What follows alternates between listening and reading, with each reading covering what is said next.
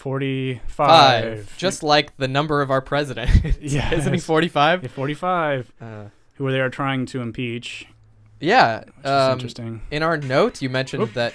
Oh, that's my bad. I'm so silly. I do that. I've done that twice now, where I've followed along on our podcast and I've left my sound on. I'm sorry. I should be fired. You should get a second co-host to fill my spot. Yeah, exactly.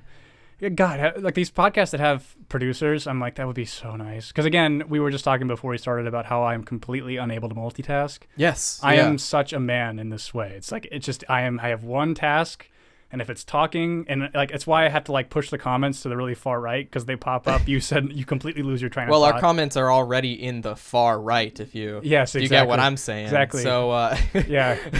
Well, now that we have you might even say alt right. Now that we have Kyle in here, I think that we've definitely curated somewhat of a right leaning audience. And what was the guy with the I guess the Hebrew Star guy that came from the I don't remember their names now, unfortunately, but we had a pretty diverse crowd from the debate. But unfortunately, 44 went up, which is when we got a good amount of subscribers for us. Who was the one who Viacom? Viacom, yes. Which I don't even know. Does Viacom? Yeah, Viacom they own NBC now. They struck us down. Yeah, but they released it pretty quickly. But unfortunately, there's no engagement on it because no one saw it. Right. Because it doesn't account for the live views that we got, which usually get accounted for once we post it. Yeah. It's so silly. But yeah, speaking of the impeachment thing, it's kind of an interesting thing because I've watched bits and pieces. Michael Tracy is like my soldier who does all the work that I don't want to do, which is basically just curating it into tweets of kind of explaining what's actually important. Mm-hmm. And basically, nothing's important. But while this is all going on, this circus, they renewed the Patriot Act. Yes, for 3 months. Which it just means let's brush it off. And which network is talking about that happening? I can't name one. Jimmy Dore. It's like Jesus fucking Christ. Jimmy Dore. And like honestly too, if I don't think that any we've proven so many times that it's been ineffective in stopping any kind of terrorist act. Sure.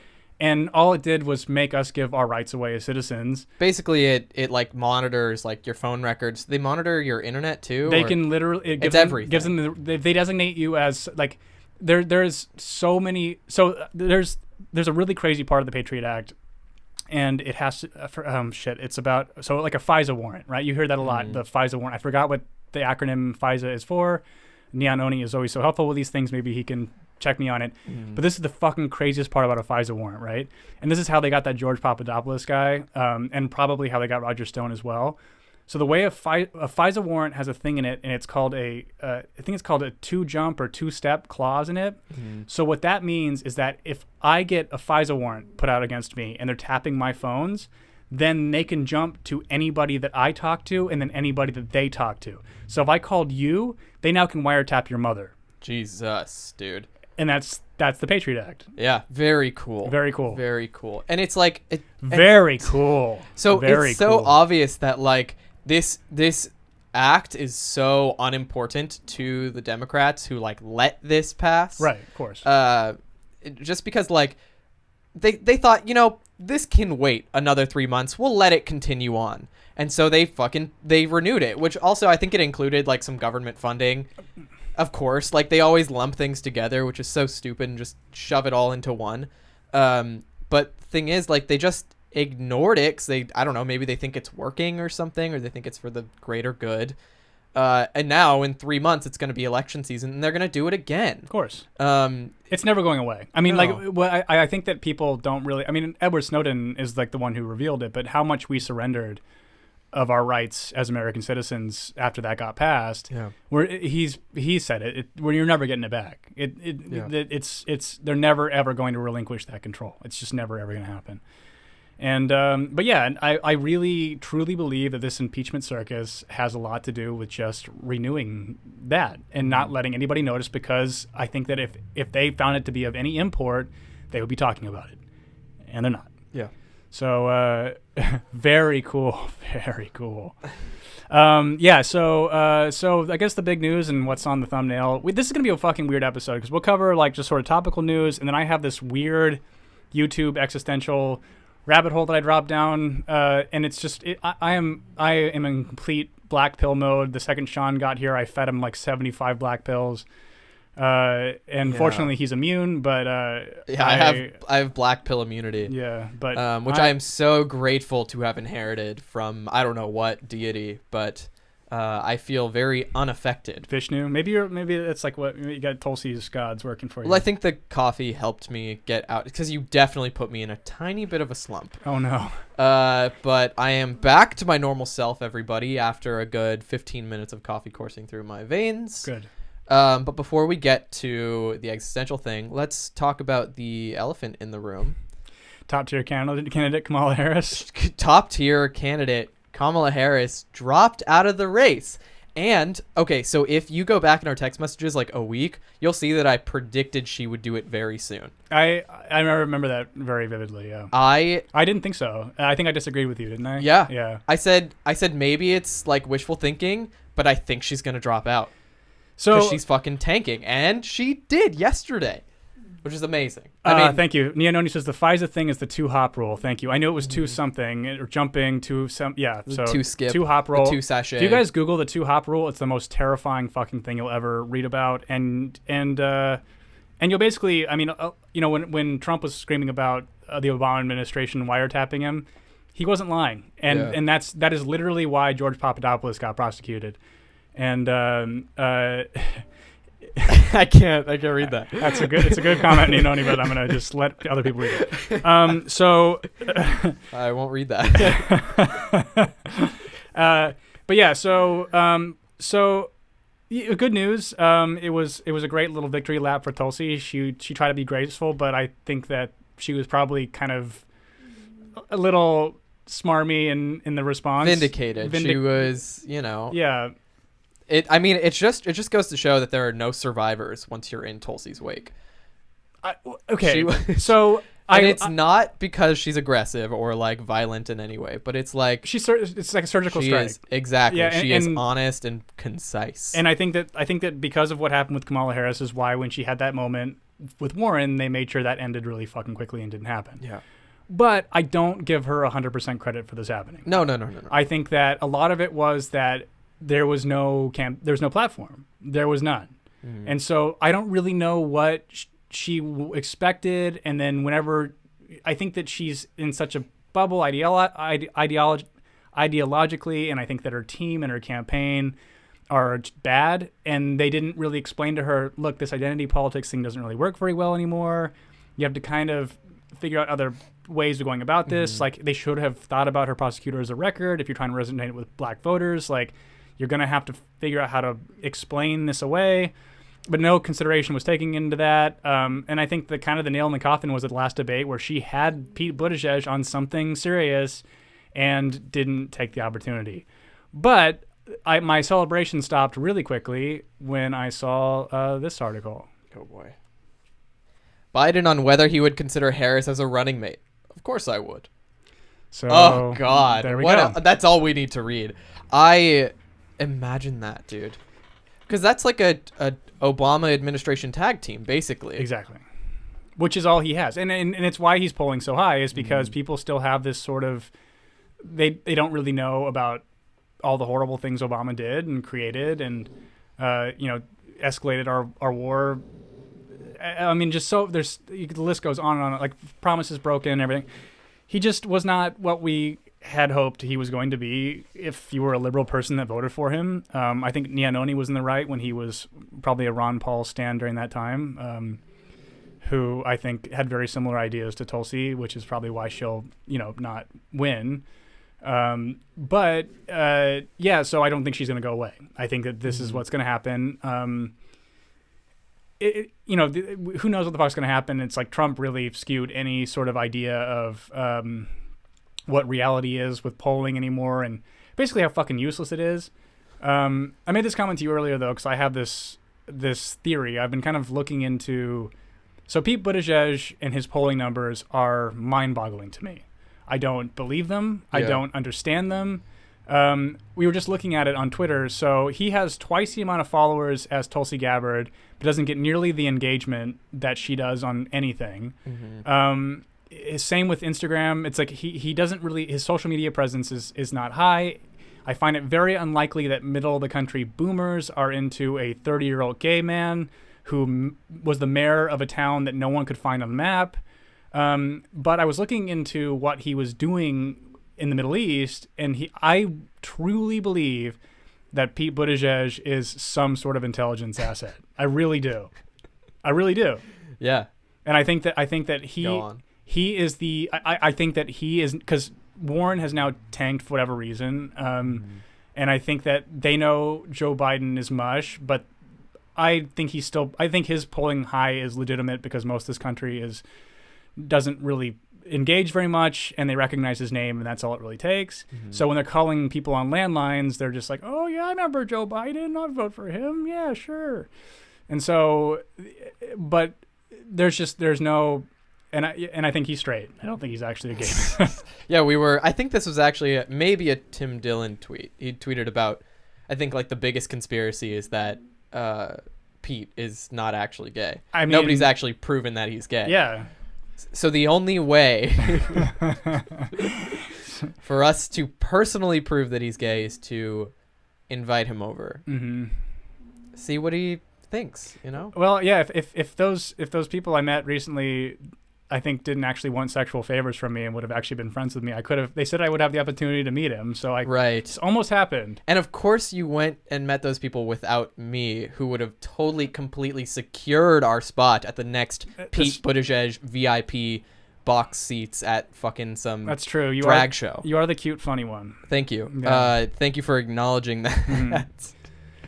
But yeah, so I don't know. I don't believe it. I don't believe any of Buttigieg's numbers. I don't believe any of his engagement. I've not met one person. Some people say they like him, but no one's saying they actually think he's compelling as a candidate. Most people, the most common thing that I hear on the ground is he's impressive, but I like Biden. That's what I'm getting from most everybody. You know what I saw the other day? I don't know if I told you about this. I saw a Kamala sticker on the back of a car. Really? And it was days before she dropped out. And thinking back, I'm like, oh man. And it looked like a vintage Kamala sticker. It was like, maybe it's like from Comic Sans, rainbow colored Senate race, maybe. Yeah. But it was, I think that's been one of the most sad. The black pilly moments of it is you know, I voted for her in 2008 when she was replacing Barbara Boxer, who needed to fucking go, kind of like Nancy Pelosi. It was just like, enough of this woman who's been here forever. She seemed charismatic and smart, but this is in a different age of the internet where you couldn't really look much into somebody. You just had to trust what they were saying. And then just for her to become so disappointing as a human and as a prosecutor and doing the job that she actually did was just, it really made, like in Obama too, it was the massive disappointment. It really, boy, it just kind of makes like, it makes you feel like, what's the point of, right. For a while, I feel like she was the sweetheart of, and I've said this before on a previous podcast and right before this one, the sweetheart spot is constantly getting swapped out as soon as one of them fumbles. Right. The reputation is ruined if like Warren's 30 tweet long thread about her Medicare plan I think it's kind of what has that's what has tanked her ratings. And then the next day Pete was polling at like 15-20%. It's like I don't buy it. I don't buy it either. And I think like for Kamala Harris, I think a lot of what happened to her started pretty early on, which is like her spike happened when she was when she went all shitty on Joe Biden about the busing plan. Yeah. But what she didn't admit, which everybody, I think I even mentioned this on one of our podcasts, was if you look into it, it wasn't supported by black people or white people. So Joe Biden voted for the way that everybody else they didn't want it. And so she pretended as if black people really wanted this, but they didn't. And so it was she basically, her slam dunk was a lie and was really unfair and gross. And I think people looked into it and they were like, oh, she's actually a piece of shit. And then Tulsi surgical striked her. And then then MSNBC gave her a chance to defend herself for no fucking reason. And she completely floundered. Like, you know, like you could just tell she didn't expect it to happen. She didn't have anything to say. And then Tulsi could come back by saying that, like, she has, like, basically saying, you have nothing. You have nothing to say. You have nothing to offer. And I think that it was just, that was the end of it. But I think a lot of why she's dropping out is because I think that this even though it's just a headline on the Hill, I think it's a very possible chance that she could just, if Biden gets the nomination, she'll just take it, and then they'll both lose. Yeah. And so, and I think that's really kind of the fun part about not really caring if he wins again. I'm just kind of like, all right, like, whatever. Like, let's ride this out. Like, I don't. It just kind of makes it a lot easier to, sort of enjoy this as sport a little bit more so than anything else. And what I love about Tulsi is that, like, her viability aside, which I think is low, just because I think that it's just you realize how many people consume dinosaur media and how they obviously are afraid of her, and so everything they say is just negative, right? Unless she goes on Fox and then that scene is negative, which is crazy and whatever. Yeah.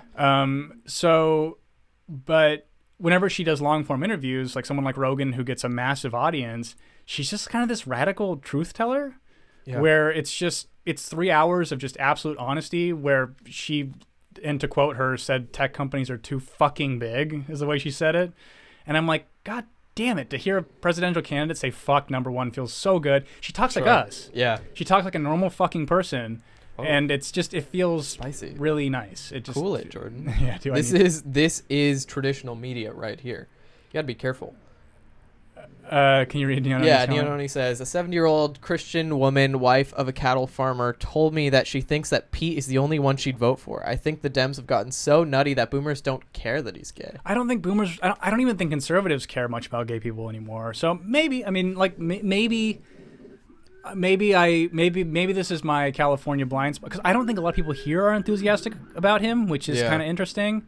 But there is like this really and Perry, I hope Perry comes in here, because he was telling me a story about his kind of resistance cousins who, because he's gay, they go, well, you're into Mayor Pete, right? And it's like, it's so, I've gotten that from a lot of people.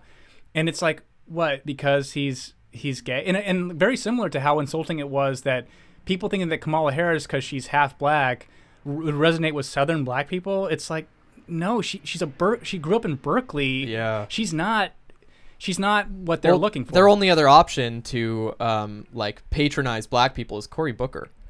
And I think he's going to drop out soon as well. So what ammunition are these weird liberal people going to assume that you support? I think Julian Castro is the first one that's going to officially drop out. Yeah. And then, because Tulsi's not going to. She said she's not going. So even if she doesn't make the debate, she's not dropping out. Right. I really don't know what her plan is with that. Like, my dad, you remember, he asked me, he's like, what's her, what's her, because she's not running for Congress again.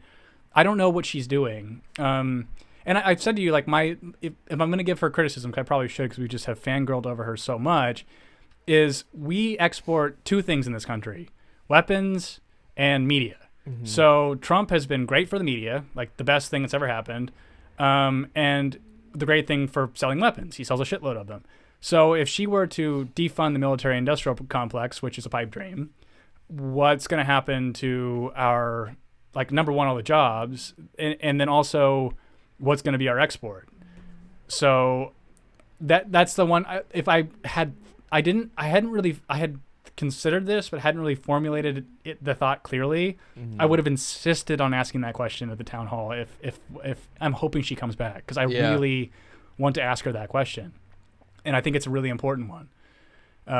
But at the surface, I mean, because I don't think she'll be president now. I don't even really know if she wants to. I think that, like, I feel like she could be more effective as something else. I just don't really know what exactly that would be. And it would be very interesting if Bernie got the nomination, which he won't, because they won't let him. And he has to choose her as VP. I mean, like, and if he doesn't, I'm gonna just Bernie, like I said, will be dead to me if he doesn't choose her as a running mate. And because I think that he might choose Nina Turner, and if he does, I'll be so over him. But yeah, I don't really know what she's been so interesting to watch, because she constantly surprises me. That there has to be a plan here. I just can't put my finger on what exactly it is. My dad is convinced she's going to go into the private sector. No, she won't. But yeah. So I really don't know. what is going to happen with that. I don't either. But yeah, Kyle Dawson says I want to see her as Trump's Secretary of State. Honestly, I wouldn't be surprised if Trump brought her on. I wouldn't either, and I think that would actually be really amazing because she's such a great voice for Trump. I really do too. She's already, like you said in the last episode, she's already gotten him to do things that the other candidates have not. She is the only one that got him to do something. Yeah. Granted, he shuffled troops around in Syria, but like the fact that he's actually even talking about withdrawing troops from Syria is directly because of what Kamala tried to smear her for. Kamala tried to smear her for by saying you met with Steve Bannon and you went to Trump Tower, and it's like, why wouldn't she? Like, why would she not go meet with dictators and try to like broker peace? Yeah. Like, why would like? So what? I don't understand why these smears are effective. It's like, so we just go kill him. Well, we know that they're not effective because of the last debate where she fucking slaughtered Pete. Right. It's like, oh, so you're a coward. You're a coward. Is what she said to him. You lack the courage to actually go talk to these people. So yeah, I mean, it would be, yes, I would. It would really, well, it wouldn't. The problem is that it wouldn't change anybody's mind on Trump, and it would make her. I don't think she would. It would put her in a really weird spot because then it would be like she wouldn't have ran third party, but it would almost be worse in their eyes. Mm-hmm. But as far as I'm concerned, I think the Democratic Party has completely like fucking reamed her and really fucked her over on every turn. Yeah. So it's like why she has any loyalty to them anymore is a bit of a mystery to me as well. And so yeah. It's yeah. He just lost my train of thought, but yeah. So can you read Perry's comments? Yeah. Sheesh. Yeah. Most of my whole family is a Pete stan. That's wild to me, and some are pretty Trump deranged. Yeah. Mm-hmm. Yeah. And Neononi says Trump will never bring her on board after what she said about him in Saudi Arabia. But did you see? But the interesting thing, Neononi, was the Trump War Room tweet, and it was. So Trump War Room is a verified kind of Trump third account. So there's President Trump account, there's his personal account, and there's Trump War Room. Those are like the three main ones for his presidency. And they put up a tweet that was a picture of Tulsi Gabbard in LA looking all fucking powerful. That was like thank you for your service, Tulsi Gabbard. Goodbye, Kamala, or something. It was like Kamala has dropped out. Congratulations, Tulsi Gabbard. I think is what it was. Yeah, which I don't know it. But I was saying to you, that's one of the like handful of times that Trump has ever acknowledged Tulsi Gabbard or right. the Trump admin has ever associated. He personally did after the Hillary Clinton attacks, which I think it served him. That's one. But I mean, like again, it's like I think everything he does for himself. But his sentiment wasn't over the top. It was just like basically the truth, which is that it was unfair. What do you do? Like what all of us were thinking was what are you doing? Yeah. It's been so weird because Hillary Clinton went on Howard Stern and she's just attempting to get this goodwill back. And it's like, lady, like, and even part of that goodwill was this clip that's kind of gone viral where they said they listened to Trump's inauguration speech because her and George W. Bush did. And then Bush leaned over to her and said, that was some weird shit. And then like that's supposed to be like a laugh moment. And she does her crazy laugh. And it's like, yeah, because your husband, him, and you have been the architects of all of this fucking mess that we're in right now. Like you guys are all. He's not. I don't know. Like the fact that they're all like they're trying to number one make George W. Bush seem like this cuddly teddy bear. Sure. Trying to make her seem like she's a redeemable character at all, or that her husband isn't a rapist, Jeffrey Epstein weirdo. It's like. We know all this. So why your goodwill is gone? You don't get to have a redemption arc. You have done so much horrible shit.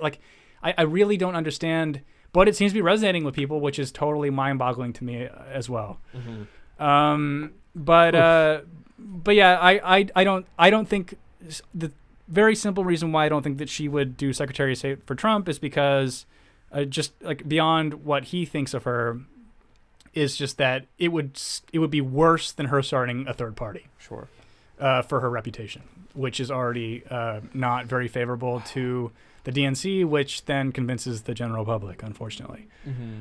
So let's move on to something entirely different. Yeah, let's give politics a rest, everybody. Come on. right? Oh, are we done with politics? Is that yeah, right? so I'm going to move to this first, actually. So this is the most fucking interesting, horrible... I don't think I know about this. George Zimmerman suing family of Trayvon Martin others for $100 million. Excuse me? Yeah. Just fucking tuck in your tail. I can't really figure out what... I think he's a crazy person. I think so too. And I don't know. I really don't have much to say about it. I thought it was so... What a fucking crazy planet world. bizarre that I kind of was just like, well, that's kind of interesting. George Zimmerman, the dude who shot Trayvon Martin, Yes, is now suing the family of Trayvon Martin. Probably for what? Defamation of character? I assume so. For this much money? $100 million? $100 million? Just get like a legal name change and get a job at Publix, dude. That's all it takes to live a normal life again. Maybe grow out your hair or something. Change the way you look just a little bit. Don't resort to suing a family who already suffered a pretty great loss for $100 million. That's stupid. and look, you know, it's the kind of thing of like, I really hated like the Skittles and he was just minding his own business narrative. I think that was bullshit, but he didn't deserve to die. That's basically like my very concise stance on the whole thing. Like pretending that kid was a saint is dishonest. Pretending that he needed to get shot that night is also dishonest. Right. So, I don't think anybody, like most of these police brutality and like human brutality, I guess in this case, it's like all of these people, no one deserves to die on the street from a gunshot or whatever. It's like, well, some people do. But okay, let's not talk about Kamala again. But I'm just kidding. I'm kidding. It's a joke. We're not going to fucking kill Kamala. on this podcast, Sean advocates... No. Do not say those words out loud. I do not. Actually, I was telling you before we started, I have some empathy for her. But you know who we could contact to take care of this is our aunt in Chicago, Sue. Woo. Well... Who probably really dislikes a prosecutor. Oh my god. But I was telling you before, like, I do have a small amount of empathy for Kamala, and will be my last thing on Kamala. I don't ever want to talk about her again. I hope I never have to put her face in another thumbnail. Yeah, she's not going for the rest of my life. But I understand that she's not a good person, but there is some aspect to her that is still redeemable, which makes me feel bad for celebrating her loss. Yeah, I mean, I was telling you before we started, I think she's done some really horrible things on a domestic scale, but I don't really like seeing most humans get humiliated. And this is just so it's like humiliation porn. So I'm like 90% not empathetic, but I have a little bit of it. Really? Before we started this podcast, you said you were 85% non-empathetic. Yeah, I think as I've gone and talked about it a little bit more, I've lost some empathy. Wow, they changed 5% in 28 minutes. Yeah, that's incredible, Jordan. I think out loud, you know this. Yeah, what were we saying? This thing about George Zimmerman. Yeah, Fuck off, that's dude. that. So now I'm trying to think of how to segue into this. Well, to start, I have no idea what this journey was going to be once we started this podcast or before we started the podcast, because you have something planned out. Yeah, so... maybe this before we move on to... Yeah, no, the last part's going to be the thing that's kind of random, but I think mostly like what this is tying into is just sort of like nothing is really real. Nobody really seems to have any idea how to resonate or talk to people like Kamala. The ones that do talk to people honestly, like Tulsi, you're told to dislike them, and then companies will troll Twitter and think that making an advertisement like this is a good idea. Sure. So this is an REI. Is this an advertisement? Is it meant to be? Oh, I mean, it definitely is. It is. It's tied to a brand. So this is a REI ad that I don't know who this is for. So let's go ahead and check it out. Do we have to watch the whole thing? No, we don't. It's only 3 minutes, but... Hello. You know, I never noticed he has very... Welcome to the planet, my dears. defined Wipe your shoulders. feet. Come on in. No more need for coats in your mother's den. Take a look around. Take a taste of the waste we found. This is plastic. And this is tragic. And it's not going away. It's a little loud, but So let us sit at the dinner table in the house we call nature. Come, let's chat. I have an icebreaker. Are we Thank you. still lighting candles while the house is burning? While we throw flame and fight over who is right, our mother does not bite her tongue or sit in silence. Okay. So I people mean, who are you get the gist. No, there's some important things I want to get to, so we'll just let it go a little bit longer. So, ugh, hate it. So already it's like, okay, first off, so this is a giant marketing firm, I assume, that thought this was a good idea. Let's explain will you mind explaining kind of what's happening? Yeah, to it people is that are just listening? well, the title is REI presents Everything to Lose by Patagonia, and Patagonia is a drag name of the guy who stars in this video who wears a dress. Right. And like Makeup. not even drag makeup, just regular makeup. Yeah, I found that to be interesting as well. So I'm not actually sure if this is supposed to be a guy in drag or if it's supposed to be like somebody who is trans, but like, I don't know, on some sort of trans spectrum. No, but in my opinion, he's so I watched. There's like another video connected to this where he's an insane gay. So basically, what his mission is to get gays involved in nature and hiking. He would film himself hiking in high heel boots. That's it. That's it. Which gave him, which made the marketing geniuses over at REI think that this is a good idea. They said, "This is our man." So or woman? Question mark. He's gay man. He's No, I'm saying REI has no idea. They're like, oh well, he's queer enough. Well, there's a point I want to get to really quickly.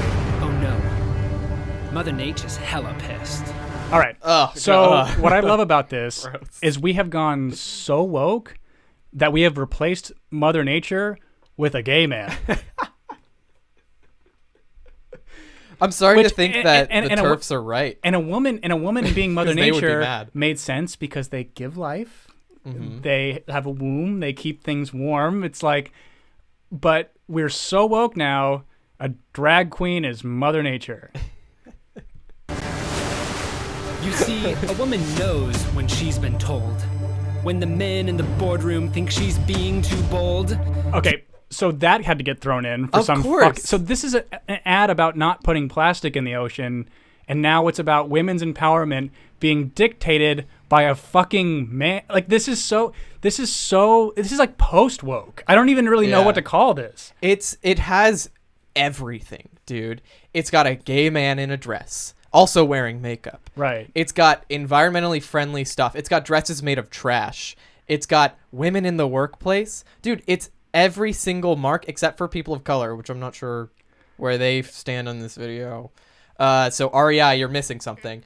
But yeah, that's a good point actually, because there is like a sensitivity that like drag culture is a black art form, and this. Why didn't they get a black drag queen to do this video? Why didn't they get the thing is, there's, I guess you it's not a trans. if they drag want to queen. be as woke as possible, there is a trans black drag queen named Peppermint. They could have gotten her to do Kind it. of, dude. So like, why Drag didn't culture they is get, like not my. Although I guess wheelhouse. Peppermint, her like bill for an appearance is probably like $300,000 because she's massive now, or maybe was at the time of her time on Drag Race. Okay. But like, this video has everything because it's meant to be like a viral marketing campaign. It reaches out to literally everybody who is willing to share things on the internet. So it's gay people, it's extremely liberal like white women because they feel represented in the workplace line or whatever. I'm just wondering when we hit that moment where women are or all women turn into TERFs. It's got to come eventually of just like, okay, enough of this. Like this is so crazy to me. And it's interesting. I was talking to you. We get it. Well, and like also kind of one of the craziest parts about this, and like this is, usually right wing people point this out, but it's true. Like vast majority of plastic waste comes from China and India.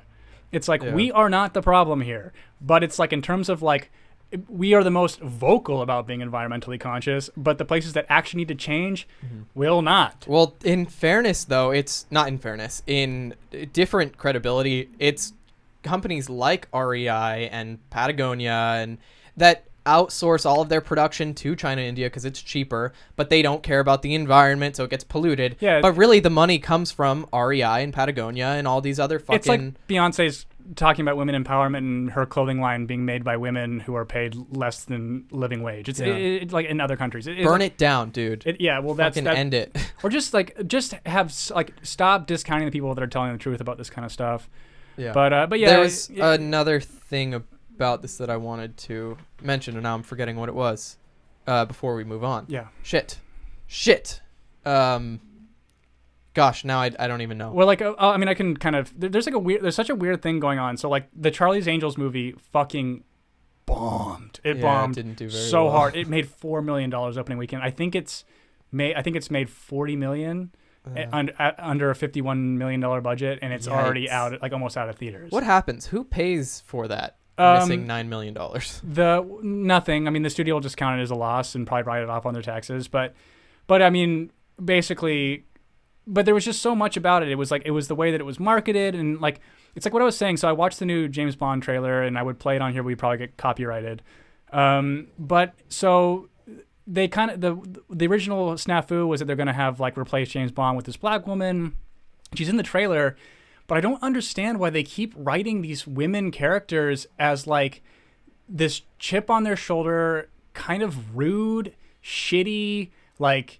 Way overpowered and strong. Like even the girl in The Mandalorian, it was just like she's fucking badass chick. Like she was a caricature. She wasn't really even interesting. They gave her kind of no, like she was distracting is really what she was. Yeah. And she served kind of no purpose. And it's that thing of like we used to write women in a like I was thinking I was talking about Jodie Foster, and I'm like her in Silence of the Lambs. She's not overpowered. Like her being a woman actually kind of helps her sort of navigate the whole thing. And then like that scene with him having the night vision goggles, knowing that he can overpower her at the end is what makes that scene so fucking terrifying. But you are rooting for her to survive so badly. Her gender is so irrelevant, but it makes it scarier because she is a woman. And now I watch this James Bond trailer and the woman is just like, you've been replaced. And it's like, she's just an asshole. And it's like, but if it's a guy doing it, it's just, oh, he's an asshole, and hopefully there's an arc that makes him redeemable, not just an asshole. But they write these women as just static assholes throughout the whole time because I think they've lost the ability to write effective, dynamic female characters. Well, now there's only one kind of relatable woman in media, and it's the woman who's like a mean badass who can't be bested, who has no weaknesses, and it's like. That's what women are expected to relate to now because it's all they expect of women, and it's just not the case. Women come in all different personalities and archetypes, but that's just not how they're represented in media anymore. Right.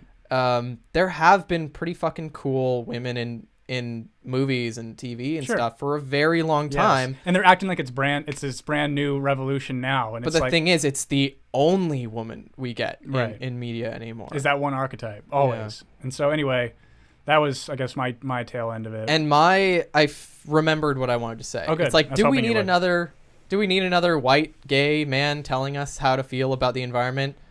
There are a lot of them doing that. Yeah. Oh, I didn't know. I mean, it's not about the environment, but just about things. Just explain, it's explanatory journalism done by sassy gay men. I'm done with it. I am too. And again, because it's never like I exclude ourselves from this because obviously we're doing social commentary, and the last part of our podcast is literally going to be about how much of a fraud I think I am. But yes. But there is a thing about it's always that fucking guy. It's always the listen, my queens. Right. And it's just like, oh, and as a gay dude, I'm thinking about my parents see this. And I'm just like, oh my God. It's embarrassing. It's really embarrassing. And I say white gay man because that's what we are. But gosh, who is this helping? This does not reach anybody who it hasn't already reached 5-10 years ago. So what's the motive behind this other than money for REI to put out this video? And who is feeling activated enough from this video to go plant 100 trees? Nobody's going to beach cleanups. I know one person, which is even amazing to me, in my not immediate circle but an acquaintance of mine, has started his own beach cleanup party once a week or whatever. And that's one person in my entire life who has ever felt compelled to do that. Right. And he's a lifeguard or whatever. He works on the beach. Sure. So, like, it makes sense for him to do that. Yep. But I don't know any other person in my life who has ever felt compelled by something like this to make a difference. And it's because individually, we can make very little difference. Right. I understand, like, my friend coming to the conclusion that he needs to make a group to do beach cleanups, which is amazing and good for him, and it makes me want to do it.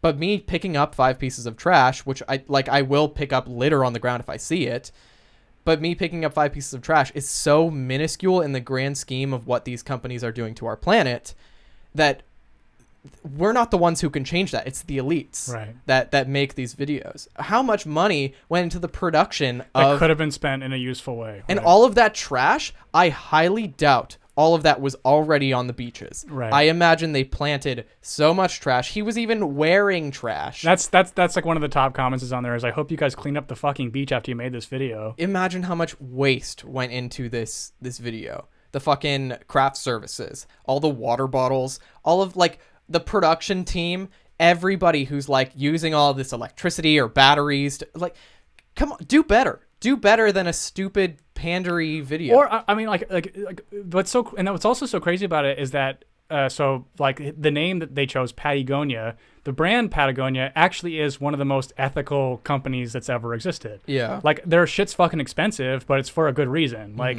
I have one of their jackets. I've had it for over 10 years because they have a fucking lifetime warranty. If you like get a hole in it, you can send it to them and they'll repair it for free. Yeah. And like, but they like the sourcing of their materials, like what they really do. Like their mission statement is to do the best that they possibly can, and they've remained ethical like for the whole time that they've been a company. That's good. I didn't know that. And so like, but it's so fucking ironic that that's the name they choose as like a company who actually does do things. When for a company for doing an advertisement for a company that's basically the Walmart of outdoor shit you don't need. It's the irony is just incredible. Ugh. Okay, so now I'm gonna move on to something. This is totally not. Yeah, I don't know where this is going. So okay, so I randomly found this YouTuber. I'm trying to remember how I even got to him. I'm sure he just came up in a recommended, right? Right, but I don't really watch gaming stuff, so I don't know how this happened. But anyway, this man is my age, which is frightening because he looks like much older than me and acts much younger, I think. But but he has a good. So I kind of figured out. So he's got about 260,000 subscribers, but the engagement's very low on his content. But he has a handful of things that get a lot of views. Like one of them that I saw in particular was him playing Grand Theft Auto 5 when it came out with his girlfriend, and she's pretending to kind of be horrified that he's like running over people and stuff, and he's acting like he does. So we're not going to play the whole thing, obviously, but you'll kind of get the flavor of this guy. And I have a point to this, I promise. I'm waiting for it. And so let me. This is probably gonna be loud. This is a review of this. The title of this is Sonic the Hedgehog movie trailer reaction. It's live action. So you'll get a pretty good flavor of this guy from a little bit of this.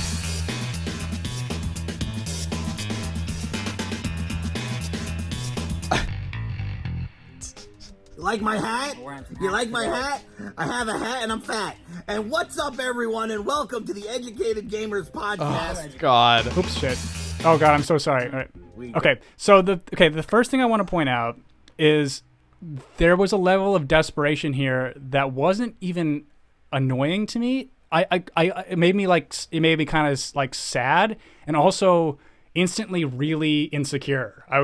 From doing this to a much smaller audience of like, fuck, am I a complete fraud? So I want you guys to pay attention to something. So this guy on the right, the desperation and the attempts at humor, you'll kind of see it. The guy on the left, who reminds me of Jay Bauman if he didn't like movies, like from Red Letter Media, he's trying so hard to make this a thing, like to make this show that they're doing work. To make it a good show. Right. And so you'll kind of see. Gotta talk about Sonic the Hedgehog and his new game. That's not a game, it's a movie. You didn't let me finish. And his new game, movie. There'll be more games for Sonic, don't worry. This man is my age. This man is my age. Yeah. This fucking freaked me out. Like this really like caused me to have like borderline kind of existential crisis about like doing anything in the entertainment medium. It just was like, and again, this has got 12,000 people to watch it, which is way more than looks at any of our shit. And people are mostly all positive. Yeah. And so let's let it. Yeah, because you know they're gonna make Sonic the Hedgehog movie game. That'd be bad, but okay, sure. All right. So first of all, Yes. Sonic looks amazing. I don't care what anybody says. They're trying to tear him down. They're trying to body shame. And this Sonic. is the original Sonic that he's talking about. Yeah, no, yeah, Before that's the- actually before the redesign. That's very good point. Yeah, this is initially when it happened. So anyway, I have a few of these. So we get the kind of flavor. This one is bizarre to me because he's trying to argue that loot boxes. He has children. Oh, this one was tough to watch. He has children, and he's trying to argue that loot boxes are an okay thing to have in video games. Oh, my God. A new intro. What's up, everybody? Oh, my It's God. Greg, God. joined by Attack Slug, and we're back with some gaming garbage. That's what we're gonna call this. Gourmet He's gotta gaming fix garbage that. from now on. It's gourmet. Because it's gourmet, it's gaming, and it's garbage. I don't even know what that Let's means. do this. First story, hit a sluggy. All right, you know loot boxes are a thing, right? Guess what? What? Can you kind of like explain what it's like? Okay, like Francis, the Francis character on YouTube that was really popular. Francis? The big fat guy, the guy that like would pretend to be like a really dumb little kid. It's Boogie. Boogie is a guy that played Francis. Fuck, it's like an old YouTube. I don't know that. I always thought it was irritating. This guy's basically doing that bit, but not. I don't know. But I want Don't like that to watch this guy try to Government save. is dumb. because you're advertising gambling to children. How is it gambling? It's gambling because you can take certain things in certain games, skins in the games, and Right. turn them into real money. And because there's only a 1% chance to get those skins, or actually 0.003% chance to get those skins, that is considered gambling. You can't have kids in casinos. No. And you can't have Are you, wait, are you, in a loot box? So if people don't know like how the way that loot boxes work, or I think it's mostly like it was a Call of Duty thing first, right? Or like that's where I first was aware of it. I'm not like a huge gamer. I remember it from like Fortnite. But it was and a- maybe not Fortnite. It was a scandal because you pay real money to buy a thing that may have. It's almost like when I was younger, it was like trying to get the shiny Charizard Pokemon card. Yeah. That was a very similar thing, but you couldn't just use like a credit card to like instantly purchase it. You'd have to like find money somehow to actually go and buy these things. Yeah. But the problem is that these transactions are instant, and it is gambling because you're hoping to get the good item because you're not guaranteed to get it from Yeah. the box. So the fact that children have access to doing this immediately is obviously ethically a problem. Yeah. And so this big fat man has children and thinks this is a good idea. And the one that doesn't have children, poor man's Jay Bauman from Red Letter Media, is obviously the moral center here.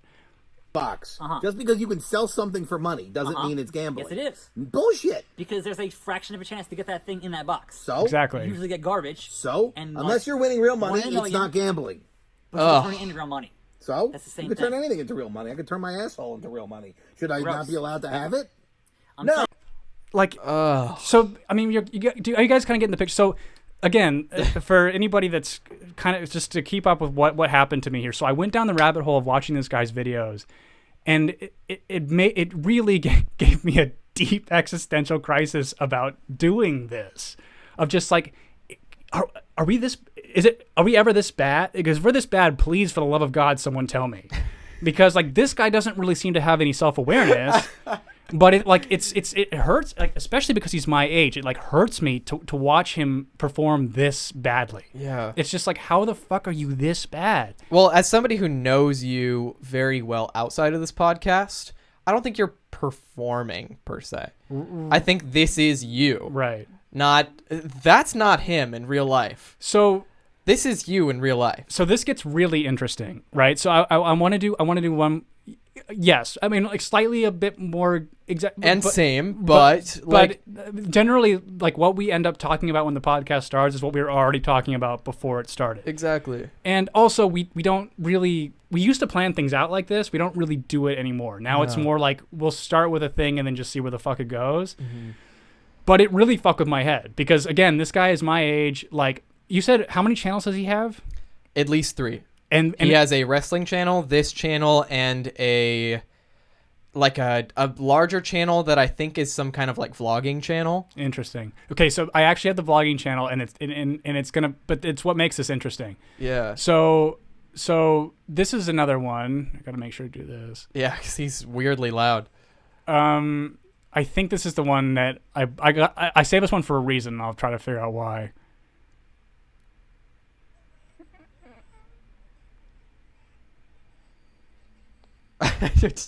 You're fat. I'm not. Oh crap! It's not up on their screen. I'm sorry, guys. We were just silent. Oh, there yeah, for a it wasn't second. you That's Sorry. couldn't hear it. But we got some huge news because today Yes, today. they dropped the deets on the Little bit of PS5. Little bit of deets. Little bit of deets. And it's not called PS5 yet. It's the next generation of Sony platform. I like that. We're assuming it's going to be the PS5. But we're calling it Yeah. the new It's just, it hurts me. It like He's hurts like me. dancing and like cutting off his friend. Right. His friend is named Attack Slug. Who is this is Grim and who Attack is Slug. trying so hard to save this. But what I'm trying to figure out is like, do you think he thinks his friend is funny?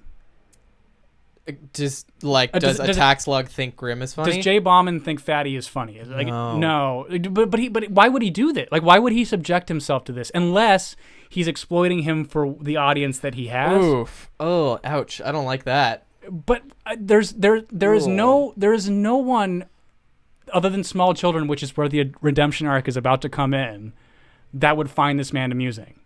And it's crazy to me because he looks much older than me, but he is my age and has kids, and does that. It really is mind. I mean, and you can talk about gaming and not do that. But again, what's weird is like he's talking to kids, but he's like talking about his asshole and like he's very vulgar, and so I don't really get what he's doing. So like I can understand doing the goofy kid character if you're like a clean kind of kids gaming channel, like that makes sense. It'd probably be really super fucking profitable, but he's not doing that, so I don't really know what exactly his goal is. Yeah, and by the way, you guys missed like 10 seconds when we were watching that before it was up on the screen. Basically what Grim was doing was like dancing and singing like we're back, we're fat, and then Attack Slug is like I'm not fat. You're fat. You're fat.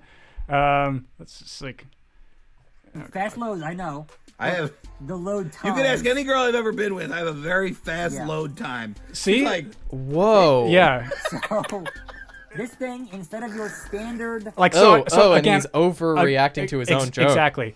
Okay, so this caused a massive massive What is this about for you? because it was just like, again, it's like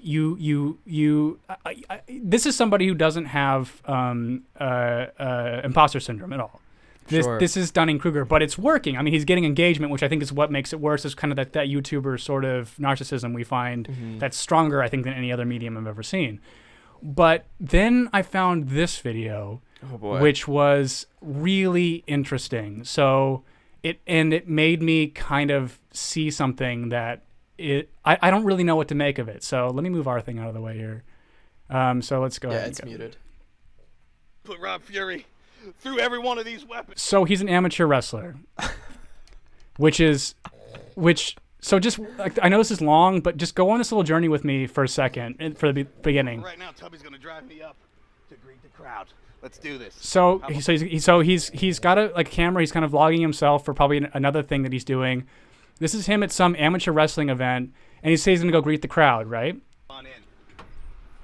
You got a speed limit you want on there, Grimster? What's that? You want a speed limit? You just want me to go nice slow. and slow. Go slow. I'm gonna be up here. Don't Oh kill shit, me. you're getting all the way up there. Oof. Hi. So watch this. I did it. Ta-da. Oh wait. So watch this next part. Really. Oh boy. Just hang So on. basically he rode on the back of a truck to a new location. Yeah. Snapchat for Kimmy. I want to dedicate this match to her. You're gonna dedicate it to her? Hell yeah. If I can find my Snapchat. There it is. Found it. All right. So watch this next part coming up here. Guys ready for some awesome action tonight here at Mega Slam? What's up, broski? Yes. You got 1 million? Wait, how many? I got over 1 million subscribers on the wrestling channel. Woo! And I got a trunk full of weapons. You guys want some hardcore action tonight? Whoa. Huh? Yeah! We're just gonna put hang Rob on. Fury through some tables, right? Yeah! You want to see Grim go off the top of a ladder? Yeah! Oh, if you're not down with that, we got 3 See the kid with the crutches? Yeah! What were you pointing at? Kid with the crutches? Awesome, thank you. Oh yeah. Dude, he's making a bunch of really little kids happy with this shit. Yeah. And it really made me go like, oh, because like the wrestling world is really something I never really was into it. And like I remember, but like I know a lot of, I have friends that were when I was younger and growing up, and it really is a big deal to little kids. And then like seeing this disabled kid here who's like just stoked, and he knows who this guy is, and he's probably like a micro celebrity in this world, and like it just kind of made me go, like I couldn't be mad at him anymore. Yeah. And then so when you actually see the event, it's like, He's getting dicked. oh God. Once and for all. So look at this fucking disaster of makeup, and this is just an amateur wrestling event. This is what they look like. Being a champion is more than just claiming a title. It's about withstanding the test of time, and that's what Fury. That's him? No. Oh. This is him doing his amateur wrestling stuff. And look, it's all children. Wow.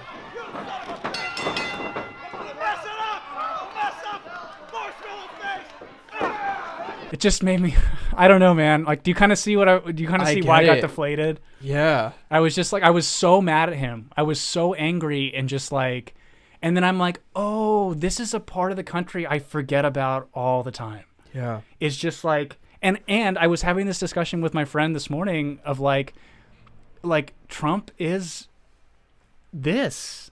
He's like a wrestling, he's a WWE heel guy. Like he understands, like, and I always forget that it is fucking so popular in this country. Like that professional wrestling thing. And I think that I just so don't understand it really. I get that it's like male soap opera. Like I kind of understand that element of it. But dude, I mean, like, it was such a weird, it was so, because I was fast forward, I was scrubbing that video when I got to it. I don't even know why I stuck in this long. And I see the kid with the fucking leg braces and the crutches who is so stoked to see this nobody. And he was kind to those kids and kind of playing the character. Yeah. And I was like, fuck, man. Like, and then I felt like such a dick for even, like, I still think his content sucks, but I don't hate him anymore. Right. It was such a weird kind of thing, but it, like, so I don't know. It was like such a weird roller coaster ride of like just this weird random rabbit hole. It was a good reminder of like not to really pay attention to how we make things. To see things like that are a good reminder of like what not to do. But simultaneously, I really find the YouTuber on YouTuber violence to be the fucking lamest thing on this platform. Yeah. But I brought him up because I found that last video. Like, I was not going to bring him up just to mock him. It was just to be like how much of the country we forget about that is like so just on a different plane of interest than we are. And I think that like, I also, like, I've even made the comment that like the younger generation is going to be so interesting because they're watching hardcore porn at 6 years old on their smartphone. So him telling edgy boy jokes is probably great for 10-year-olds because that's kind of the shit that makes them laugh, you know? So maybe because he has kids, he's so tuned into it. I'm not going to pretend that like that you're going to stop kids from getting corrupted or even that he will be a corrupting force. It seems actually when I see him doing the wrestling shit, it's not real. It's pretty wholesome. Mm-hmm. Like that backyard wrestling shit with like barbed wire and stuff is gnarly, but it's just like those like minor events they do. And it just, I don't know, it caused like this very existential kind of weird rabbit hole. And we probably lost everybody that was watching up until this point. But I found it so weirdly fascinating that I had to share it kind of for myself, I guess. Yeah. I didn't know where you were going with it. Yeah. So thank you for showing me that. Yeah. I mean, did you, like, because you kind of did some independent investigation on him. He has 3 channels, one with like 2 million one with like 1.3 million subscribers, one with like 600,000 subscribers, and one with 200,000 subscribers, or something like that. I think we were mostly watching the channel with like 200,000. Yeah. He has other ones where he like vlogs, and I didn't watch any of those, but I saw that he has like, I don't know why it's all split up into multiple channels, like if that's more lucrative or something like that. But it seems like everybody does that. That's big, so it must be. I don't know though. I feel like there's just like this mindset that you need to organize your videos in a certain way. Sure.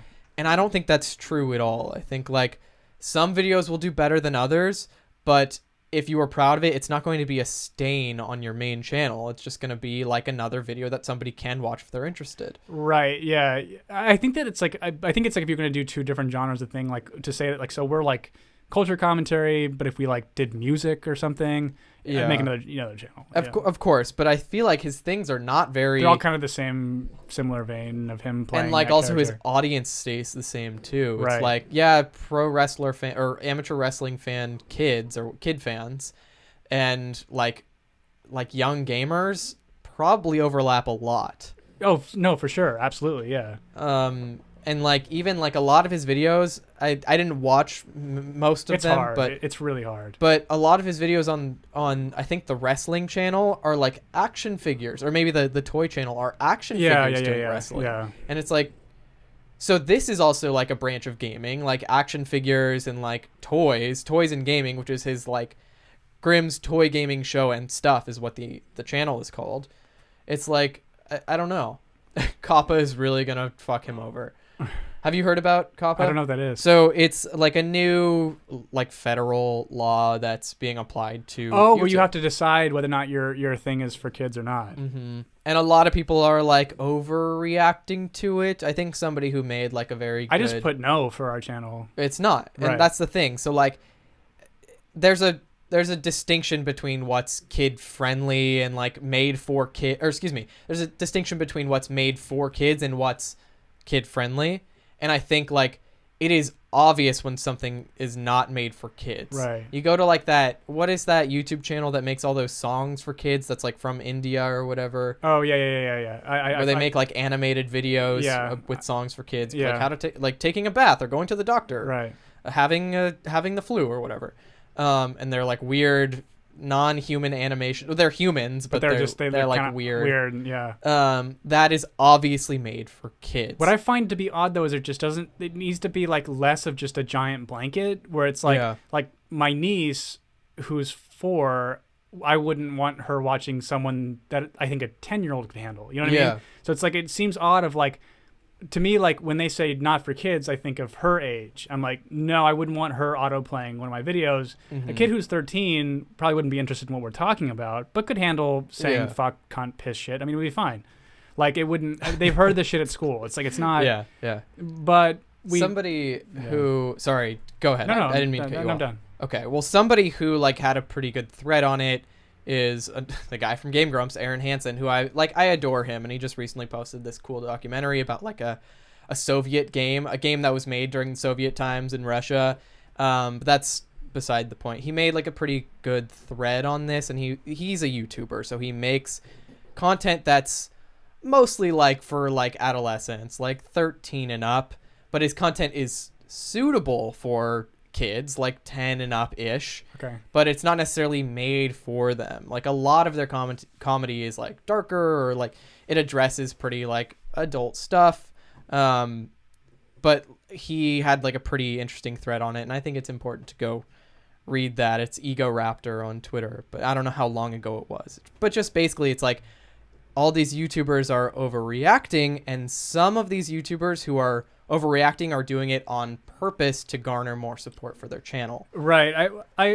Yeah, it was funny because it didn't really make me feel anything. I was just like, yeah, I just said, I'm like, no, obviously it's not. Yeah, exactly. It shouldn't really make you feel anything. It's just like Kappa is a measure to act against what YouTube was doing, YouTube and Google. They were basically tracking kids' search history and viewed history to advertise to them without their consent as children. And you can't do that under this law, or like they're getting more strict under this law. And so like YouTubers and content creators, YouTube basically just has like until a certain date to transition into stopping taking data from kids.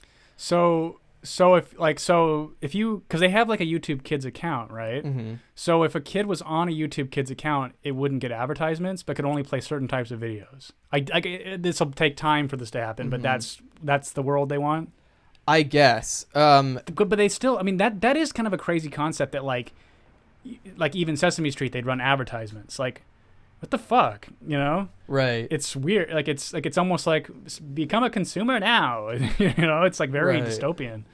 I don't know why I never And I think considered that's it until what this they're moment. trying to limit, I guess. They just shouldn't advertise to them at all, No, they shouldn't. ethically, but they will because. But kids are a market to make money off of, so why not do it if you're a greedy corporation? Oh, but that's not. Yeah, I mean, I guess it's like they would have like Nerf gun, like, and I'd be like, oh, cool, that's like something asked for Christmas. Okay, that's fine. Yes, the distinction, like when we were younger and we would watch like SpongeBob on TV, the commercials in between, which were like the as seen on TV, like sock and boppers and like Sock 'em those things were boppers, fucking sock rad. 'em boppers. Yeah, those things were rad, and like the fucking Floam and all that shit. Yeah. That was all fucking rad and very like I loved Floam. I never had any Floam, but I loved the commercials because I was very like sensitive to the sensation. Yeah. Of like what it It might was feel like like. early ASMR kind of thing. Yes. But the thing is, like, those ads, yes, they were curated for kids' channels. Right. But they were not specifically directed towards your viewing habits. So if I were watching SpongeBob and I don't know, maybe they noticed that I was watching SpongeBob a lot, they would start advertising like, I don't know, swim shorts or whatever. It doesn't matter, but like it's not specified to the viewer, it's specified to an audience. That makes a lot. Yeah, that makes sense. Yeah. And what YouTube was doing was specifying, like they do with adults, they were curating ads for the viewer specifically. That's really disturbing. And they did it for a very long time. Yeah, no news. Yeah, the problem is that YouTube is already overriding creators self-categorizing and marking them as for kids when they're not. Upper Echelon Gaming keeps getting that done to him. I don't know who that is. But Categorizing and making them as for kids when they're not. well, the thing is, there's more money to be made off of kid-friendly content because advertisers are more willing to advertise on those rather than us who will say piss and fuck every other word. I just don't understand why like big YouTubers don't just take like ad read deals. It's like what like just accept. Well, they do, but why it's do not enough. But you're being a double dipping dickwad. Like honestly, like I think once we get to a point to where you can't double dip, like companies will be willing to pay more money it'll be worth it for them to actually do that and start a fucking Patreon. Like we have, I feel like there are creators I'm seeing on like Philly D is a great one where he fucking runs ads, has a fucking sponsor and has a fucking Patreon. Like it's like, dude, how much, like, come on, you know?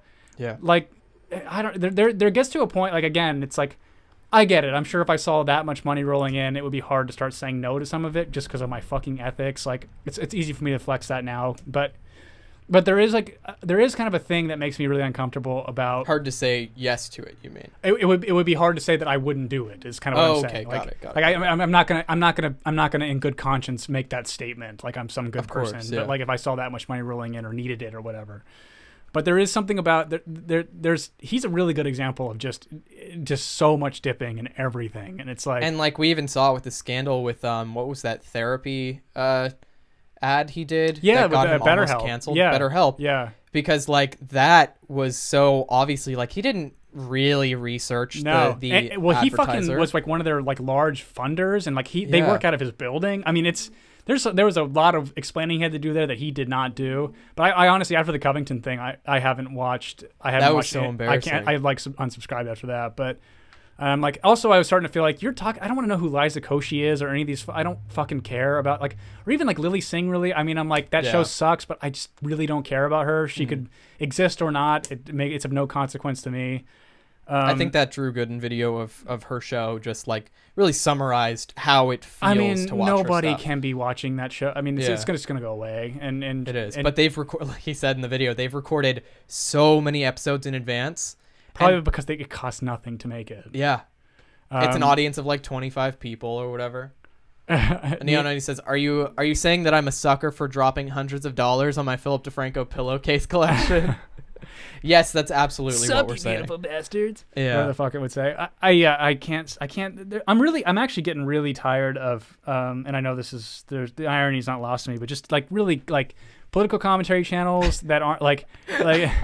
Because there's just really nothing to there's nothing really to say. It's like it's like you have to pick like so you go to like someone like Kyle Kalinske who's massively popular, or like any of the Justice Democrats people, Young Turks, and like they can't say that Trump is Trump's a distraction which is what he is. It's like he's not the problem, but they have to be like he did. Like they have to play that part, and it's getting so ponderous that you're like, it's hard to find people speaking like us. Really, Jimmy Dore does. Like he'll compliment Trump when he needs to, but then you'll have something about like black and brown people and their whatever, and it's just like some identity politics stuff and there, I don't know. It's a weird. I feel like it's like Groundhog Day watching any of these channels. This is really what I just should have said more concisely. It's this fucking loop of the same shit every day, and the news is different, but it's exactly the same news somehow. It's just I don't know. There's just really not much going on there, and it's why I've just been like watching musician channels, because I'm like, I'm just sort of done doing this, and I talk anyway, so I don't really mind doing this. And I think we have some things that are kind of quasi interesting or different that we say, but I don't watch any shit that even remotely relates to what we talk about. I generally like irreverence, so it's like why I like Cumtown. Cumtown is that's a good example of like a business model, right? So their Patreon makes $50,000 a month, which is crazy because they are just completely non-PC comedians. But they don't advertise on the Patreon episodes, and they run an ad read, which they usually make really fucking funny and horrifying on their free ones. They're not. And I'm like, that's not double dipping. That is perfect. And they sell a shitload of merch, so it's like, which they don't ever plug. He just puts it on his Instagram and people buy it out because it's good designs, and they use good quality. It's not like that weird Jersey tee shit. Tim Pool, I unsubscribed too. I cannot stand Tim Pool. But we've completely we've run that into the ground. Yeah. How many times have we mentioned him? Dude, even following 6 his different Twitter, episodes? I just read it in his voice, and because it's just like Dave Rubin. We were talking about Dave Rubin before this, how much like he sucks. Yeah.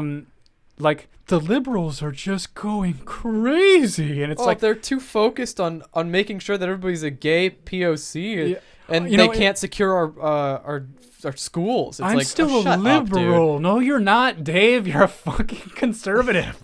Just admit it. Yeah. It's just like, and that's fine. I wouldn't like you any less. I like you less because you're not saying you are one. Yeah.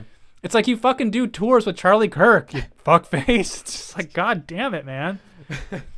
And like I was saying to you, is like like Tulsi Gabbard went on his show and then on Joe Rogan's, and you get 3 hours of like an interesting conversation and then you get a less interesting conversation from Dave Rubin where she's just saying the same shit, and you're like, I don't know why anybody watches Rubin's show at this point. And he doesn't even have. He used to actually get diverse guests on, and like when he still was like actually a liberal person, it was interesting for him to talk to conservatives and have them change his mind about some key issues. But now he just like has on Glenn Beck, and you're like, cool, dude. I mean, like two of the same people talking to each other, super neat. Yeah, it's like I don't get the fucking point.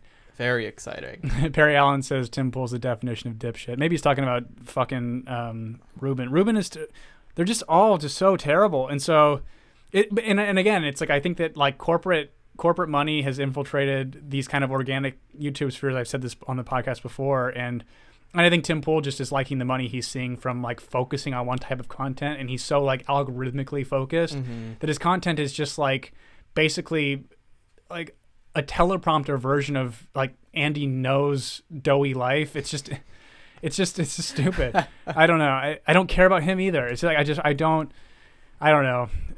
But how fucking boring is it to talk about people I don't care about? So we'll end it there. Come on. Thank you for everybody who stuck with us. We got 4 people. We really drove everybody away. Yeah, I know. But yeah, we'll see you next Wednesday. 7 p.m. Be sure to smash that like button, ring the frickin' bell. We post every Wednesday evening, and I'll cut up this into smaller ones because I know that this is long. So this one probably went really long. We covered a lot of shit today. But we'll see you next Wednesday, 7 p.m. Pacific. We love you. Goodbye. Bye.